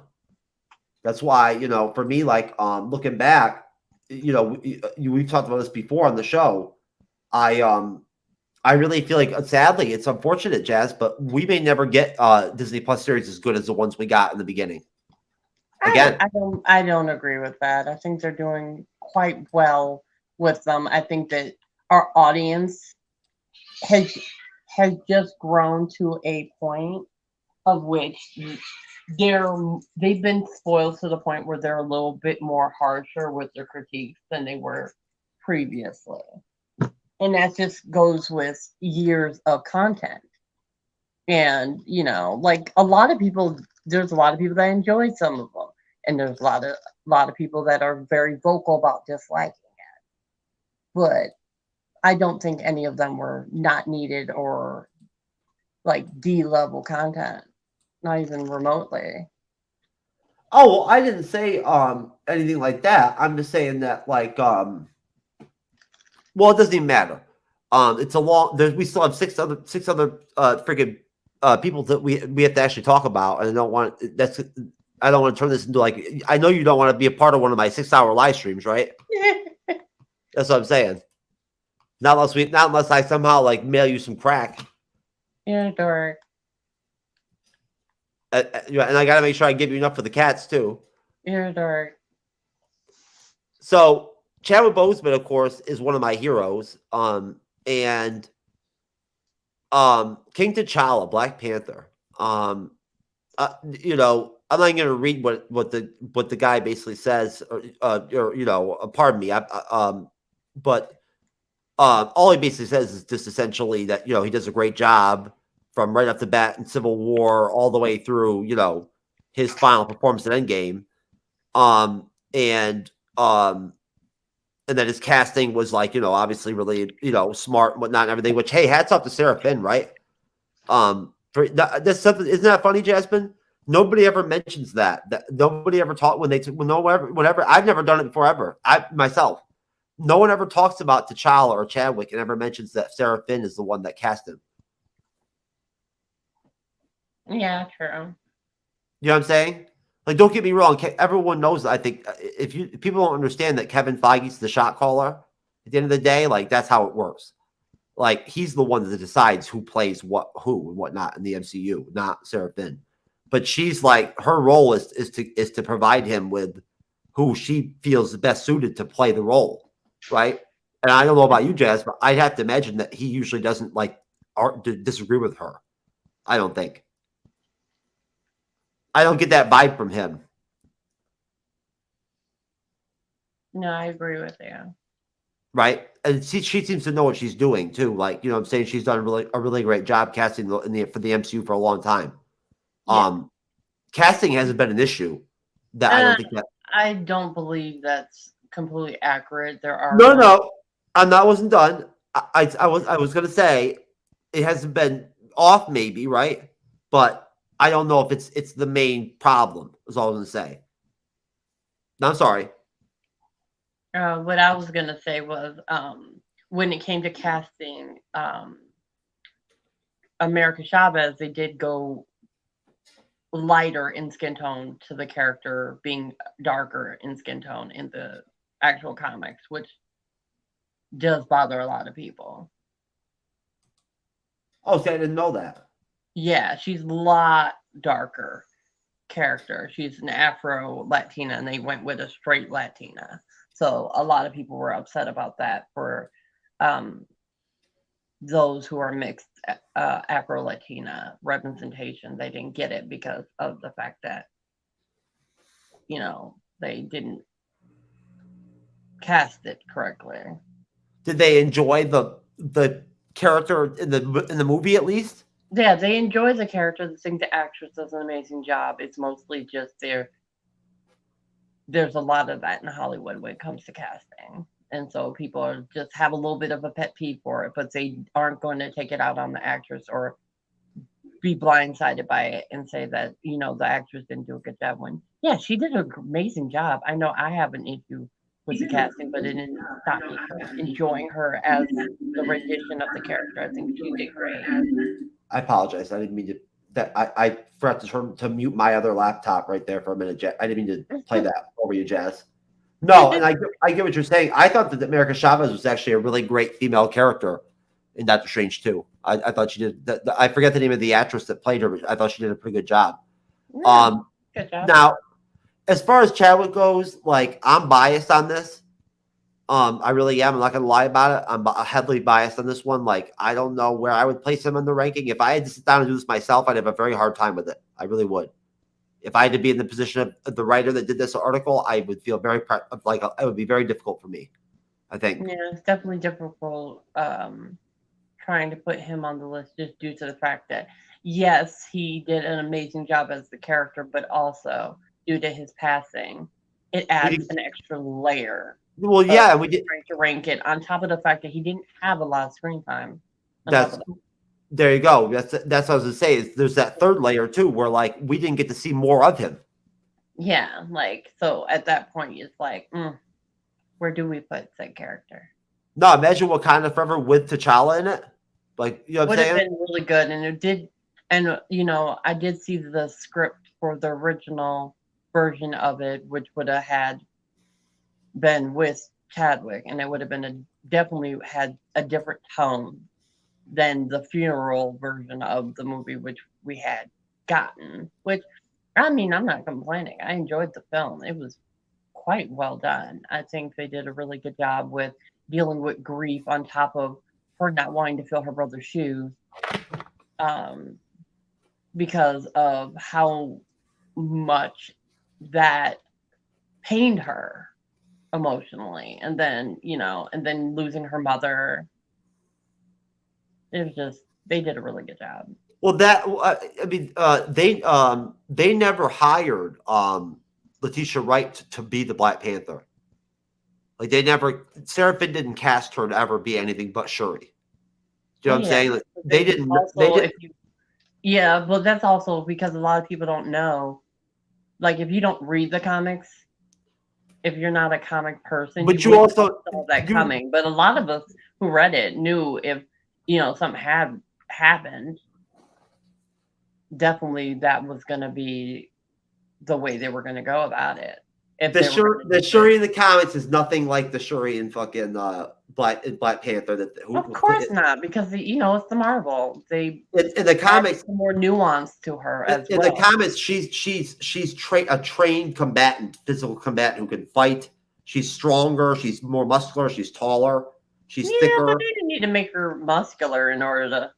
You do though, yeah, because I mean, if you're gonna be the fucking king, the queen of Wakanda and shit, and whatnot, and wear the Black Panther suit and all that shit, and have to be challenged, right? Well, the suit is you don't need to she gets the flower. It doesn't add muscle to your body. It just makes you no. But my simple point is just that when they cast Letitia Wright to play Shuri, she was never meant to put the suit on.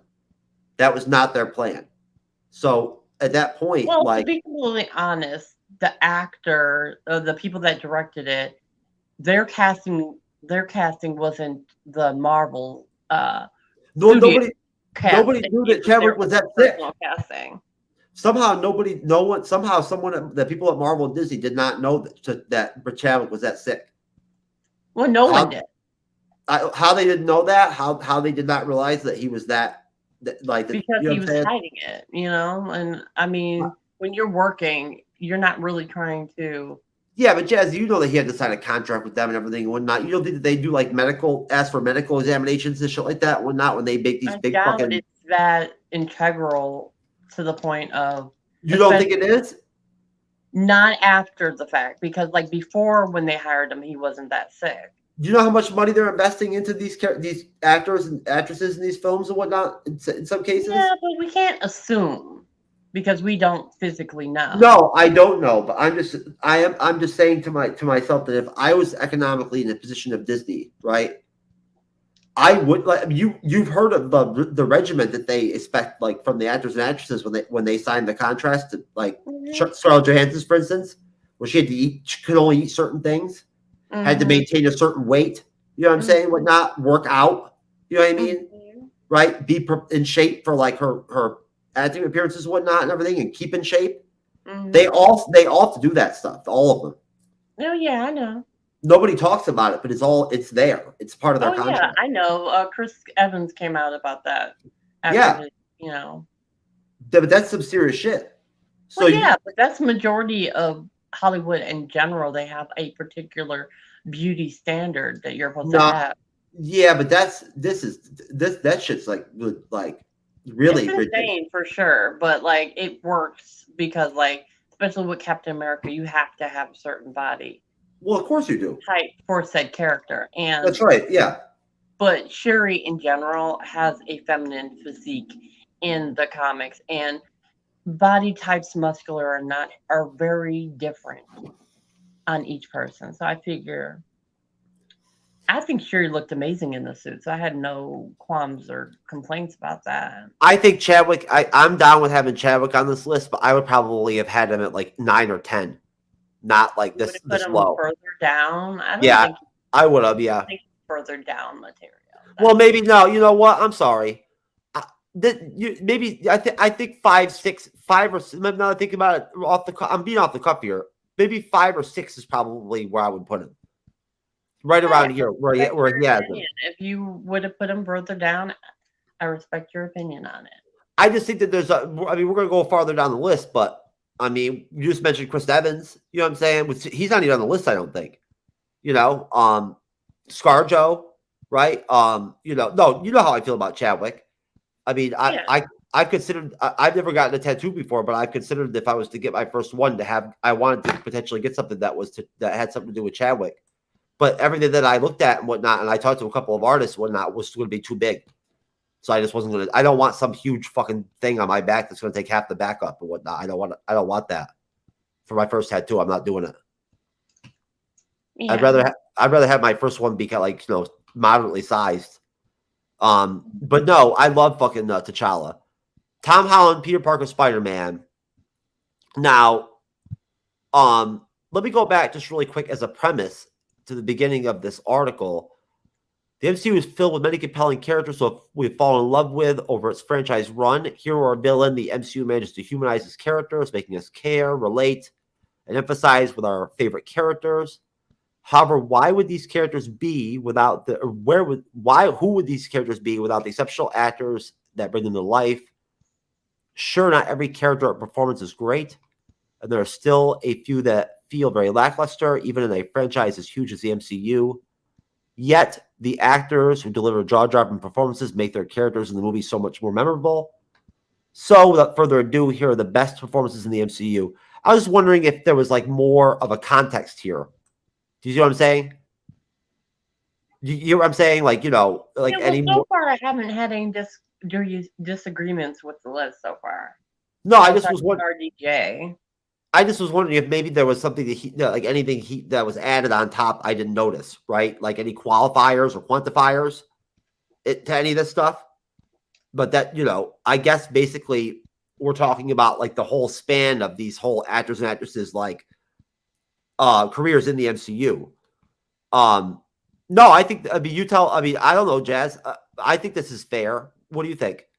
Yeah, I think it's fair. I haven't had any qualms or issues with it so far. Oof. See, now this is tough. I don't know about 4. I think what Josh Brolin did with Thanos was fucking unbelievable. And I'm just going to go right down because, this is why I really just don't like this at all. Jasmine and I disagree, I think, on this. I don't think that that the Oscar Isaac's performance in Moon Knight deserves to be the number 1. I think he did an amazing job. Made me feel for the character. It's all debatable. It's all debatable. That's why I just went right down to the bottom, right? And I'll let you finish. I'm just saying it's all debatable at this point. Once you get down to the top 5, we all have different opinions about this stuff. That's part of being in the fandom. So, Elizabeth Olsen wanted Maximoff the Scarlet Witch. I would rather put her at number 1 than him, personally. But that's just me. But no, what were you going to say? I'm sorry about Oscar I Isaac. agree that maybe not number one, but honestly, he was the character, and you definitely felt like the pain, the loss when watching the show. Because, like, personally, I was invested every episode, so I don't really have an issue with him being number one. But there are, I can debate whether or not he is the number one, but it is what it is. I mean, it's not my list. I think that Tom Holland still has a lot of MCU ahead of him. Oh yeah, he's definitely been testing the reins of his acting prowess outside of the MCU, but so far his skills within it have been impeccable, and I've been enjoying it. And I really want to see more of him as Spider-Man, especially getting older, because I'd love to see them do like a Civil War 2. Isn't it interesting? Jazz, isn't it interesting how they've tightened up so much about the negotiations, about all the contractual stuff with Sony and Disney and Marvel Studios? Well, yeah, and I love the recent trailer for the Spider-Man Into the Spider-Verse, where they actually acknowledge the big event in Spider-Man No Way Home in the recent trailer. I thought that was amazing. It was a little quick nod to it by actually stating it, but I loved it. I thought it was awesome.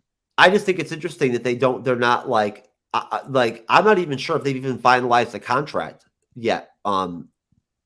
They probably already have, I'm assuming, as far as I'm feeling that they're probably getting to the point where people are very tired of the Sony universe because of the fact that you know what, that's a good point. To do a villain universe without your lead character. I was going to say I bet there's probably a lot of people I think they probably figure a lot of people are tired of hearing about the back and forth between Sony and fucking Disney and Marvel about the money. We'd rather have them give the rights over so we can enjoy an actual universe, Did you hear those rumors a couple weeks ago that fucking that Disney was going to buy was going to go ahead and purchase they were going to sell Hulu and get other characters back? Yeah. No, they were going to go ahead and buy Spider-Man back. Well, they need to, because I'm about tired of it. Yeah, but the universe is cute. It is cute, but it is. Do you know how much money Sony wanted with the one time that Disney broached that to them? How much money they wanted to get over themselves? They haven't done much. I'm telling you, I'd have to look it up, but I think it was like fucking $26 billion or something like that. It's so damn stupid. Do you know how much money that is? That's a fucking lot of money.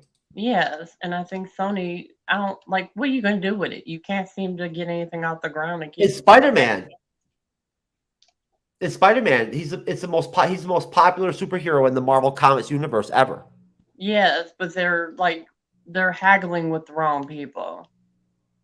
They're going to nip themselves in the butt, because when it comes to their universe that they're trying to do on their own, it sucks ass. Well, I'll tell you right now, Jasmine and folks out there, if things get to the point where fucking Sony starts making better films than Marvel Studios, we're in trouble. You know what I'm saying? Like shit's rough at that point. You feel me? Yeah, we ain't. But that's not a good spot. But I will tell you this though, Jasmine. I never actually had the chance to ask you what you thought about Josh Brolin's portrayal of Thanos. I think it was great job. I just like I always say, I have my issues with anything. A lot of the things that they decide to do outside of the comics when they're trying to be more original or whatever. My biggest qualm is they didn't bring Death in, because his whole reason for doing all the stuff that he did was because. Can you imagine how hard it must have been for them to try to figure out how to make it all work? They put an Easter egg for Death in one of the Guardians. No, but I'm just saying, put yourself in that position. Like, remember, like just a minute ago, we were talking about how if we had to do this article ourselves, what that would be like, right? Imagine if you had to be in the position of, and having to figure out how to make it the Infinity Gauntlet series Well, from the they made comic. the Infinity Gauntlet a long time ago, so like, and put it in the throne room of Odin in Thor 1, so it's not that hard. No, but they had to figure out how to convert it and make it work in the two films, or into what was going to be one film. Remember, they broke it into two, right? Yeah. That's all we got. But it would have been, but I still think if he was a big simp, it would have been funny as hell.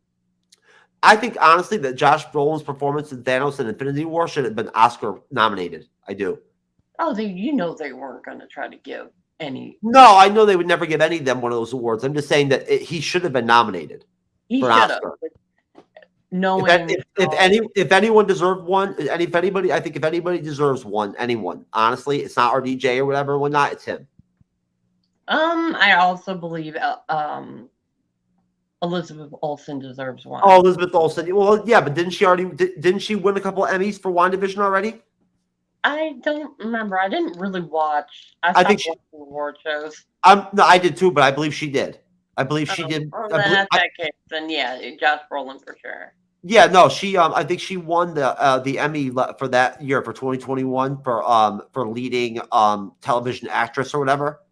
I believe I do believe she won, but I'll look it up though. Hold on, let me pull it up real quick because I'll actually they got that WandaVision got nominated for like 23 Emmys. Oh damn! Yeah, I stopped watching them. They get so boring.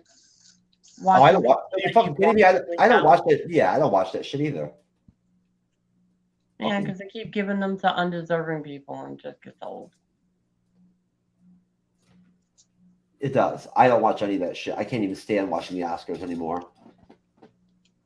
I mean, may have watched on TikTok the Chris Rock gets slapped in the face that he totally deserved. Oh, she didn't win. No, she didn't. Told you. I told you. Yeah, she did not win an Emmy Award for let's see.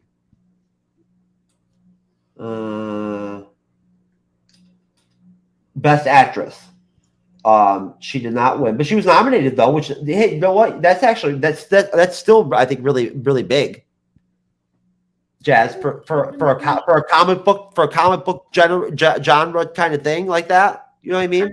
I feel like nominations mean little to nothing nowadays. They should. No, they should mean something though. I mean, no, all the stuff they won was the typical stuff you would expect them to win, like the fucking the digital effects and whatnot, and everything, right? The score, you know what I mean? The stuff, the stuff they usually win that. Yeah, I guess. See now this one, they snub people so often now; it's ridiculous. Well, this is ridiculous. I'm sorry, but Jonathan Majors has not put enough time into the MCU to be this far up on the list. I can disagree due to the fact that he was in Loki. He was a scene stealer on top of his. Oh yeah, he was.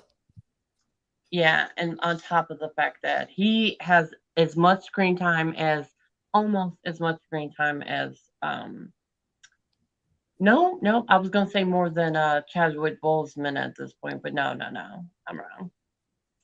No, yeah, no. Honestly, to tell you the truth, he was a great injection in the finale of the Loki series, which at some point, folks, I'm gonna break down that finale and just do like a full breakdown video, and just talk about like what all actually goes down in that video in detail.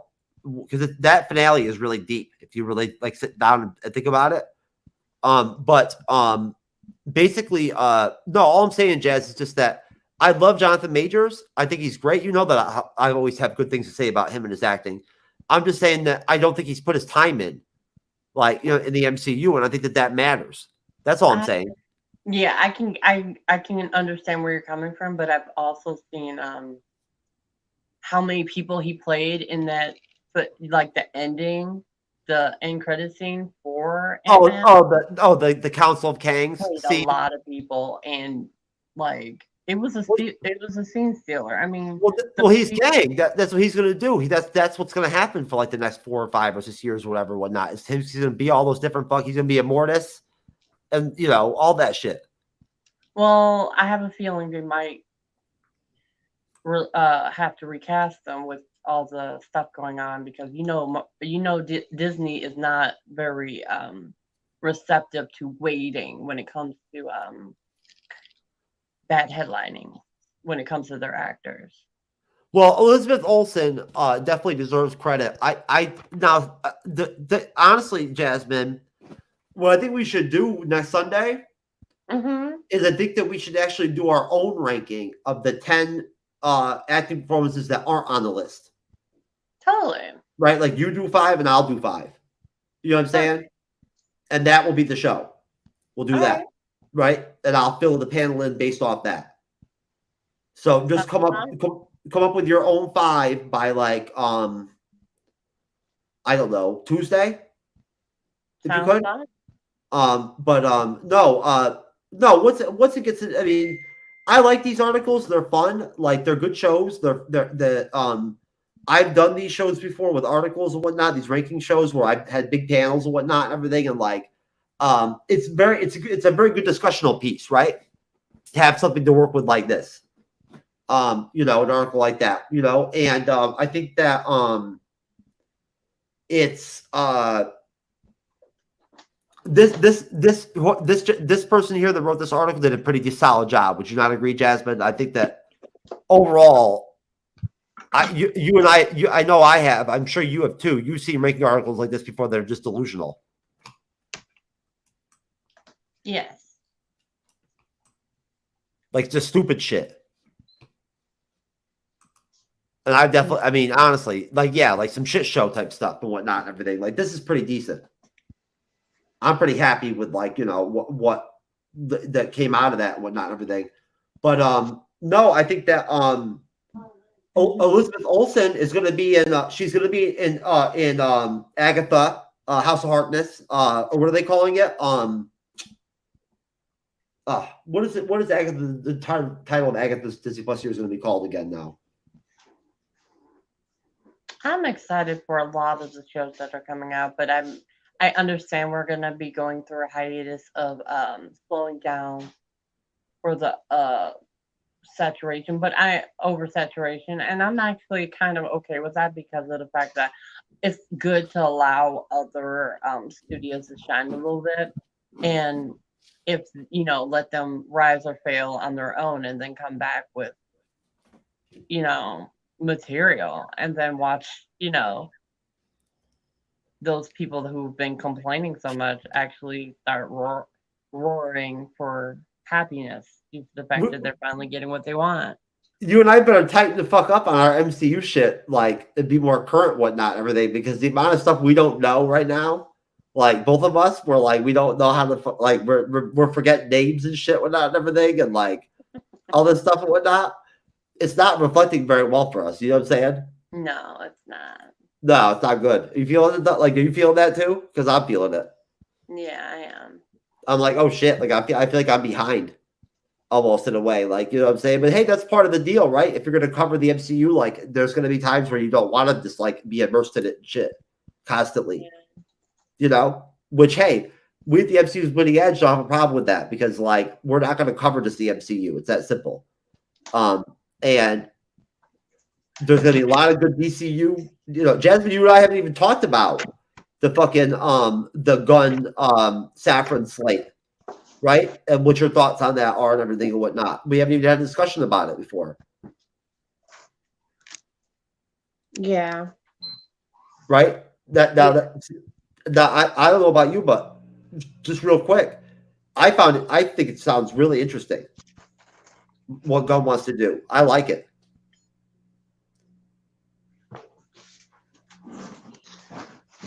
I do too.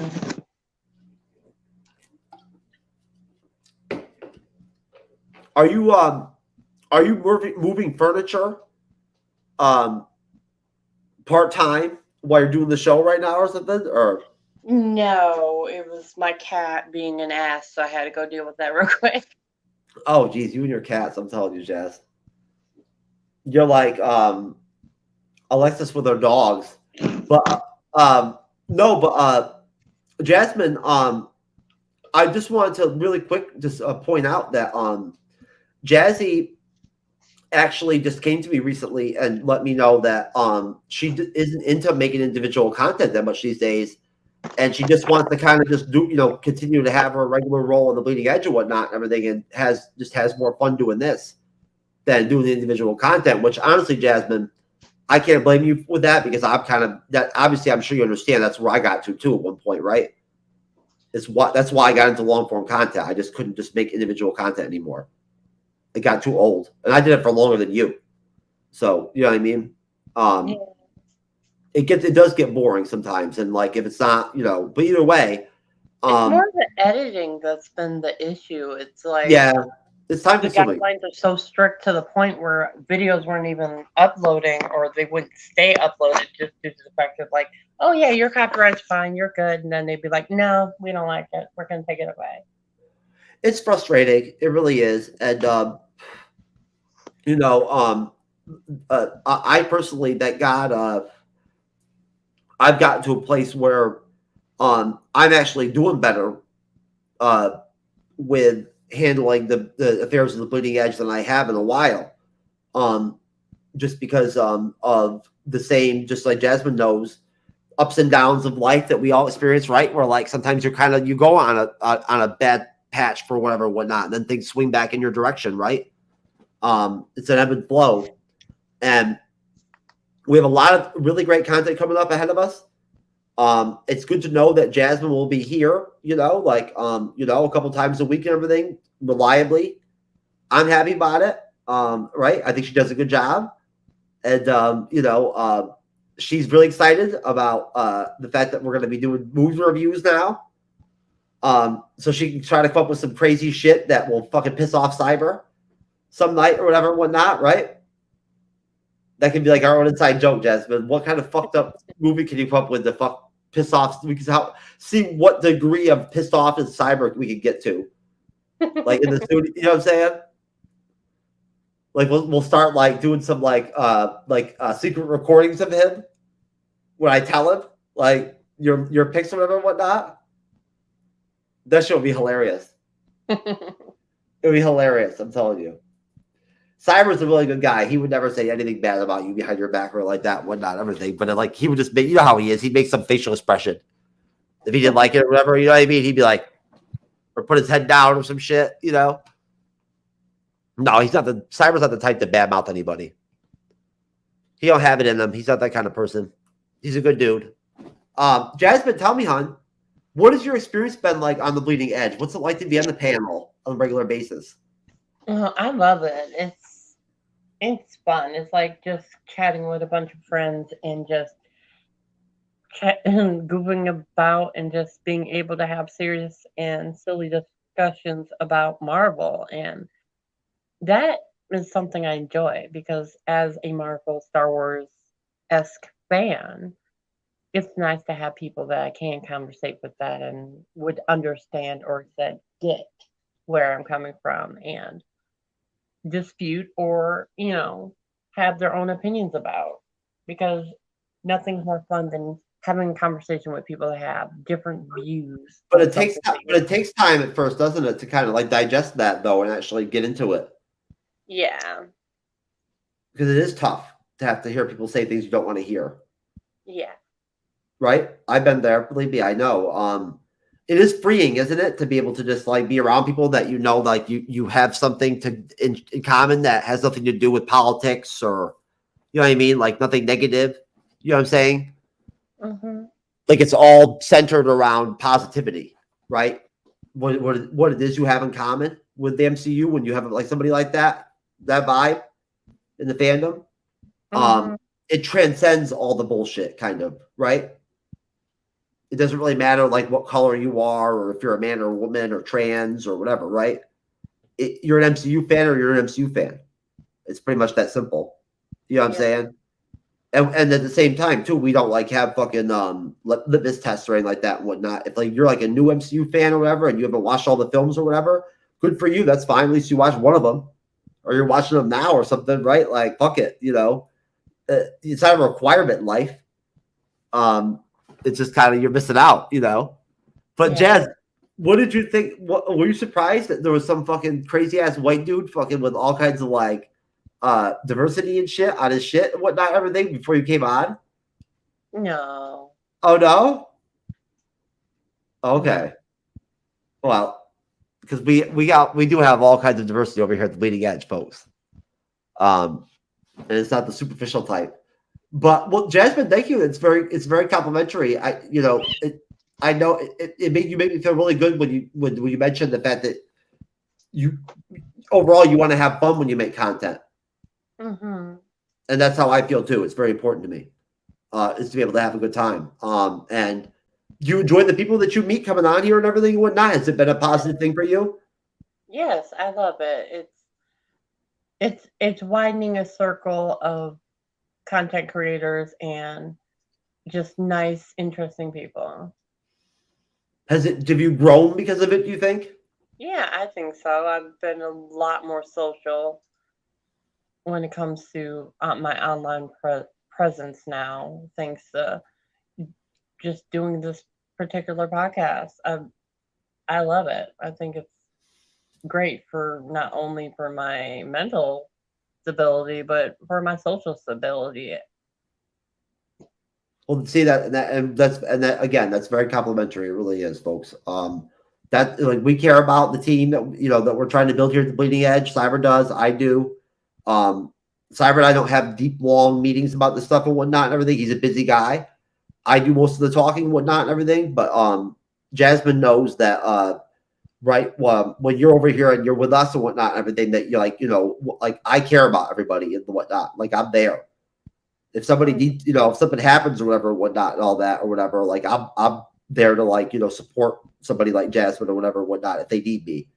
And honestly, Jazz, you've done a great job here at the Bleeding Edge, and you couldn't ask for a better guest. I think that you've definitely grown a lot on the panel. Like seriously, if you go back and watch your first couple of shows to now, which I don't know if you've ever done that before. I don't watch any of my old content. I never do, but if you look at the contrast, it's amazing.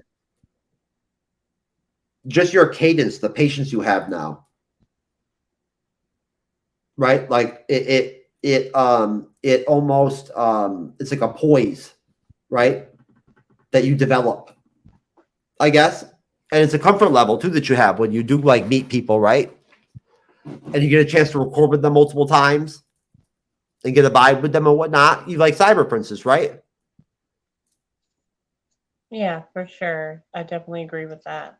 Like you would know more about Cyber than probably most people that just come across him in life. You know what I'm saying? Yeah. Just because you record with him. I feel like for me, a lot of times I feel like I'm exercising like a friendship with some of our like other creators and whatnot that we collaborate with just by recording with them. It's like a extension of a friendship. But no, overall, folks, we're happy. I don't know about you, Jasmine, but I'm happy with the article from MovieWeb. Great job. Hats off to them. I thought it was well done. It gave us 2 hours worth of content. And at that point, we're not going to plug anything besides, I guess, Jasmine, if you just want to really quick, mention that it would benefit us to for people why folks should support us at the Bleeding Edge and whatnot, like what we're doing and whatnot and everything in your own words. I think they should support us because we're very inclusive, on top of the fact that we are very friendly and fun people, and we have such a good time here on the Bleeding Edge. And I think they would love to just come, laugh, and get some insight they might not have known. Yeah, that, and on top of that, shit like this. Wow.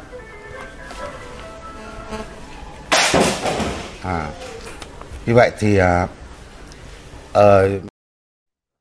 oh man, that's of course that is of course the time that the dude found out that Shuri was going to be the Black Panther, right? So he threw his phone against the wall.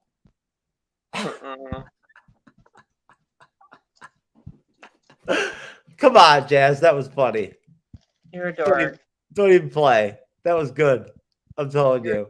Who throws a phone? Those things are expensive. I know, for real. He didn't like whatever the fuck that guy, whoever that was, whoever said to him, whatever, he was not happy about that shit. Because like phones are expensive. Or maybe he just forgot to turn off his ringer. Uh-uh. So he was like, you know what I'm saying? Like, you know. That's like that's like when the guy takes pulls the condom off right before sex kind of shit right there.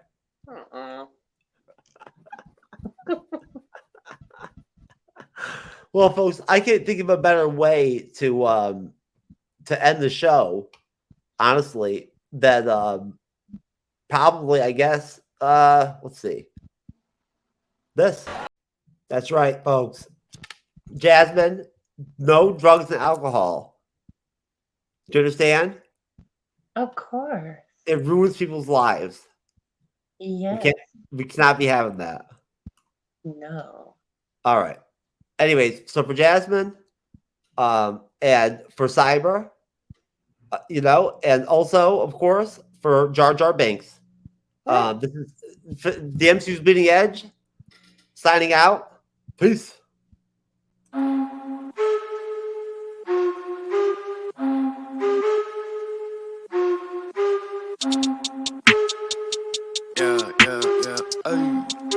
Hey. I said, excuse me, but you don't understand where I'm at. I was all around the world, on span, across the map. I've been laying low and now it's time to pop up, bitch, I'm back. Now I'ma run it up.